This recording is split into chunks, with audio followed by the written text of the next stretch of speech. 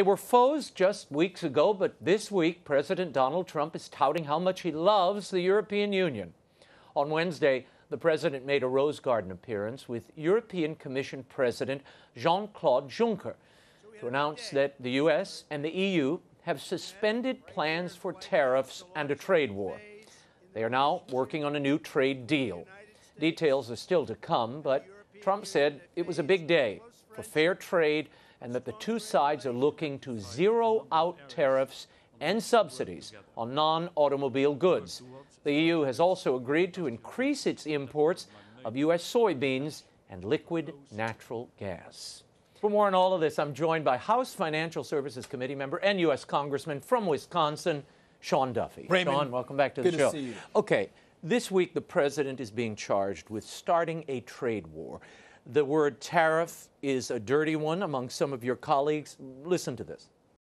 I don't think tariffs are the right answer. I don't support tariffs. I think tariffs are taxes, and I think there are better tools that we can use to hold abusers of trade laws and countries that perpetuate unfair trade practices. I think there are better tools to use to get them to play fairly. Your take on the president's use of tariffs in engaging these countries that do have pretty big inequities with us trade-wise? We have to first be clear.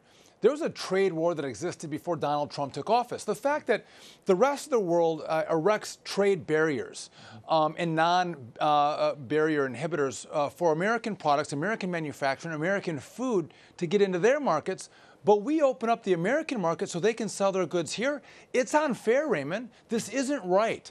And so instead of being taken advantage of for a longer period of time, Donald Trump has said we're not going to take it anymore. I don't believe in tariffs. I believe in free markets, but this isn't free and fair.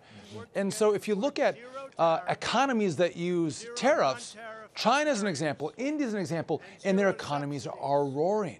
Yeah. So if you want to make it fair for the American manufacturer and the American farmer, play the same game that China does, or Europe does, or Canada does, and say we're gonna reciprocate. It's a word that the president uses. We're gonna reciprocate the barriers that you put up on our products. We're gonna put them on yours too.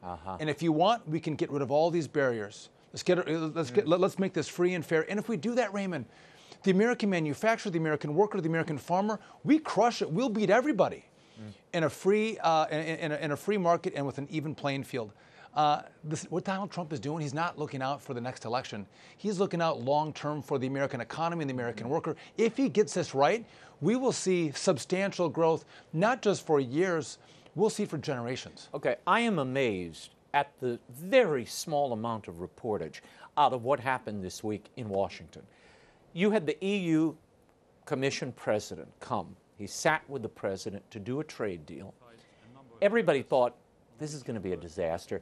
The president, just to remind everybody, the president slapped tariffs commensurate with what the EU had on our products, and everybody started ratcheting up on everything from Harley-Davidsons to steel and aluminum. To cranberries and cheese. Right. Oh, your Wisconsin. Your bread and butter in your district.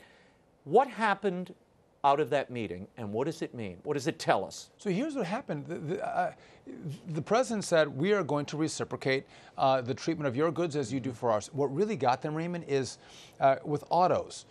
We only have a 2.5% tariff on the European-produced products that are sold into the U.S. When Ford and GM produce American cars and sell it into Europe, they have a 10% tariff on our cars. Trump said, you want to play that game? We'll put a 20% tariff on your autos as you sell them. They were like, whoa, whoa, whoa, whoa, whoa, this has gone too far.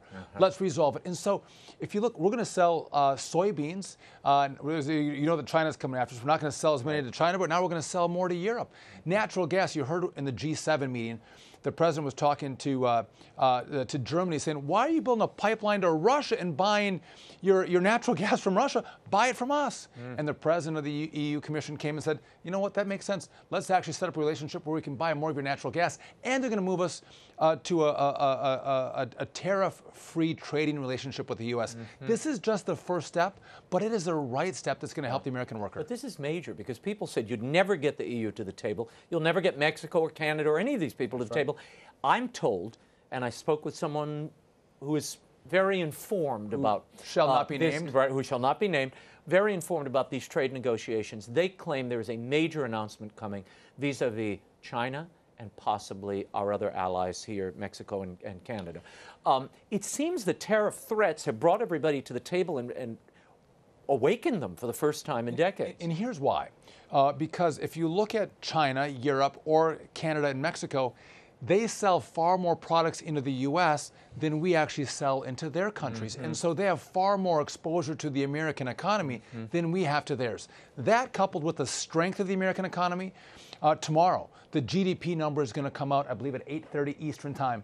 I think you're going to see a big number. This economy is roaring. And when you have that kind of resiliency, you have the power and the strength to do battle with those other economies and win. And so Donald Trump is coming at this with a hand of strength. And listen, you and I both, we're free market guys. I don't want these barriers. I don't want these tariffs. But if we have to use as an tariffs, instrument, you don't mind using them. to get to a point of free trade. What do you make, though, and this affects you and people in your district directly, the agriculture community has been hit hard, Really hard. by these tariffs from Mexico, Canada, and China particularly. What do you say to them? And why? The reason they're being hit hard is it's a big part of the American export. And agriculture hits a large part of the midsection of America. You have a lot of members of Congress and a lot of senators that come from agriculture states. So if you're China, or you're Europe or Canada or Mexico, if you go after American agriculture, you can get America to buckle. I've said before, this is economic terrorism. What they're trying to do is hold agriculture hostage. They're trying to bring us to our knees through agriculture. Donald Trump, before he did this, he understood that's what China, Europe, and our NAFTA partners were going to do. So he's trying to bolster and shore up with $12 billion. Right. This is where I was going. I know. So this is a $12 billion agriculture bailout, Sean Duffy. And now the president, I thought the GOP was against welfare. And you just said you want fair trade. This smells a lot like the subsidizing and the market manipulation that we see in China. So what we're doing here is saying if we allow China to punch our agriculture, we fold and we lose this fight, and we continue to have China stealing our intellectual property. By the way, China, our companies invest millions, if not billions, into research and development and new products. The Chinese just steal it. And when you have a $1 billion investment that you have to recoup in the prices of your product, and China gets it for free, they get to sell it for that much cheaper. They're killing us. We have to fix this. And so to keep the Congress and the Senate on board, you have to support your ag. This is short term, and this is not about long term trying to prop up an industry. It's saying we got to sustain them through this fight so we can actually win. And until you reach a level playing field on these tariffs. Until we get them to capitulate. And because we're stronger, if we're signaling, and Donald Trump has, signaling that we're going to support agriculture, they're going to stop going after it. They're going to realize we're in this fight for the long run, and we're going to be able to resolve the fight that much more quickly, which means, again, free trade, better jobs, more income, and more sales of American-produced products. It seems like the Chinese are about to buckle on some of this stuff. We'll see what happens in the days ahead. But another thing, they don't have a free market and a democracy. China doesn't. China doesn't. So they don't have farmers coming to them to go, oh my gosh, this is horrible for us. Or their manufacturing sector. They don't care. We care, and we have to think about the politics around what we're doing as we're getting to this point to have better trade deals with the rest of the world. I want to shift to politics for a minute. Jim Jordan, Congressman Mark Meadows, just the other night issued articles of impeachment against Rod Rosenstein. Now, Rod Rosenstein, the deputy AG. Here's why. Here's the explanation that Jim Jordan offered on the Ingram show the other night. Watch. The bottom line is we have sent numerous letters to Rod Rosenstein they haven't complied with, 2 subpoenas they haven't complied with. We've caught the Department of Justice hiding information, redacting information that they should not have redacted. He claims that the Justice Department under Rosenstein also have targeted House Intel staffers and that this needs to stop. Your thoughts? We want compliance. We want to know what happened with regard to the politics inside the FBI and the DOJ as it relates to Hillary Clinton and Donald Trump. We have to trust the FBI and the Department of Justice. You see the Lady Justice, as she has the scales in her hand, she's blindfolded because justice is supposed to be blind, not have a political party. Well, the text messages that we've seen from Peter Strzok and Lisa Page, the information that has come out from the Department of Justice or the information that hasn't come out signals to us they're still playing politics, Raymond. So in the end, I want the information. I want to know what happened. I want transparency. Okay, but do you want Rosenstein impeached? Do you think that's a valid What I want approach? is the information.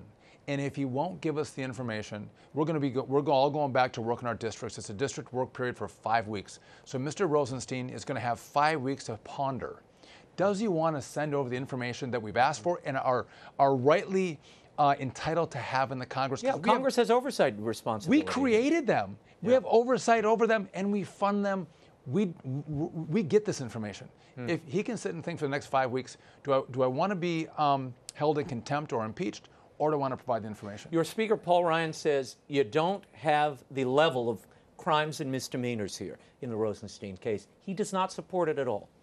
Well, I think we have to wait and see how this plays out. Again, we have 5 weeks. I tell you what, I'm not going to tolerate the stonewalling that has come from the FBI and the DOJ. It's not right. It's wrong. I think they're trying to hide from us what they actually did. That's why it's embarrassing to them, and it will expose their politics. That's why they won't provide the documentation.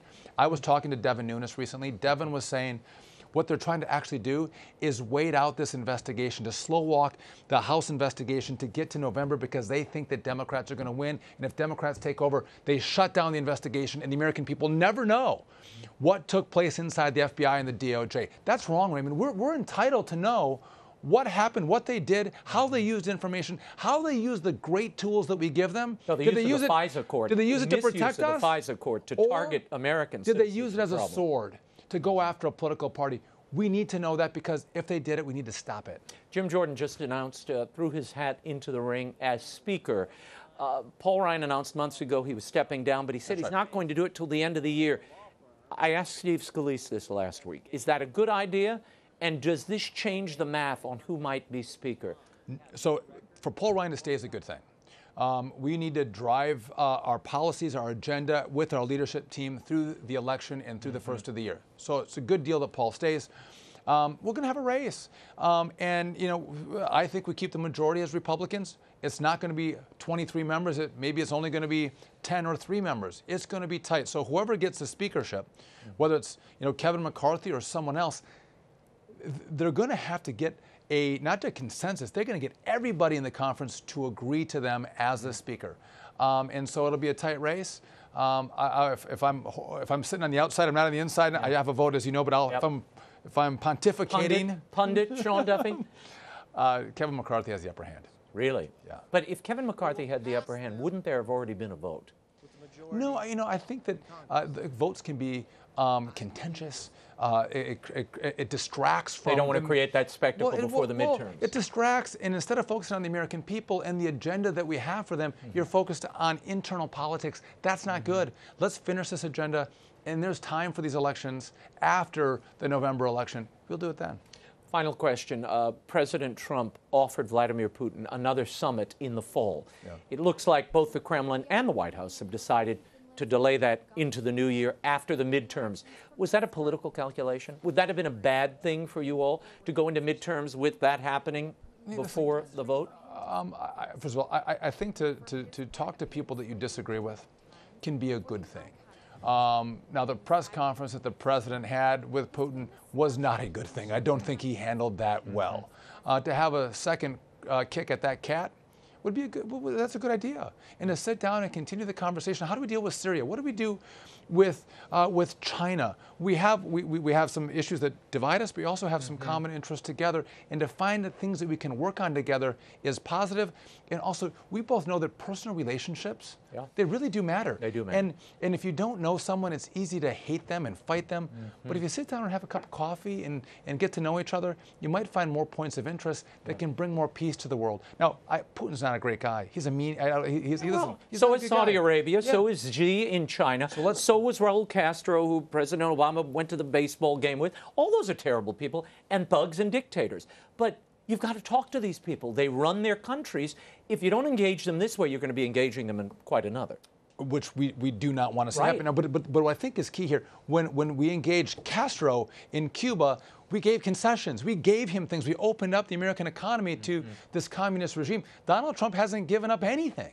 in these conversations. Double down on the sanctions. That's right. I mean, and by the way, what the president's doing with American energy exploration and the LNG sales to Europe, that's in a direct front to Vladimir Putin and Russia. By the way, getting our NATO allies to put more money into their defense, that is driven directly towards Russia. So when people say the president's been weak on Russia, the exact opposite is true. He's building our military, getting NATO allies to build their military, pushing American energy into the world, and the more supply we have, the lower the prices are, which means Russia makes less money. Because people get tied up in President Trump's sloppy rhetoric at that summit, and they think, oh my God, look, he's putting Russia ahead of our own people. That isn't what he was saying. He shouldn't have said what he said. But you look at the actions. I listened to all of Mike Pompeo's testimony this week, the Secretary of State. Right. Very different message coming from him. And I didn't get to see all the testimony, but I served with Mike Pompeo. We came in 2010 together. Smart guy who I think, great patriot, great American, and we're well suited to have him as a Secretary of State. And I agree with you. Some like to hyperventilate about tweets and commentary from the president. I get that. But I look at his actions. I look at what he does, and he has been remarkable for the economy, for the military, for border security, for American energy independence, and on life. I'm a life guy. I know you are as well, as Catholics. I wasn't sure where he was going to go on life. I couldn't be more delighted. He's the most pro-life president in history. And the fact that he supports religious liberty and freedom, those are things that on the personal side, I don't know that I would have ever said he would fight for us on those issues. And he has been the greatest fighter for us on those issues. And that's why I think Catholics and Christians, again, we don't always like the verbiage, we don't like the tweets, we don't like the tone, we don't like some of the scandals that are coming from the personal side, but in the things that we care about, on protecting the most vulnerable in our society, which is our babies, he has taken a stand like no one else, and I love him for that. Congressman Sean Duffy, thank you for being here. Thank you, Raymond.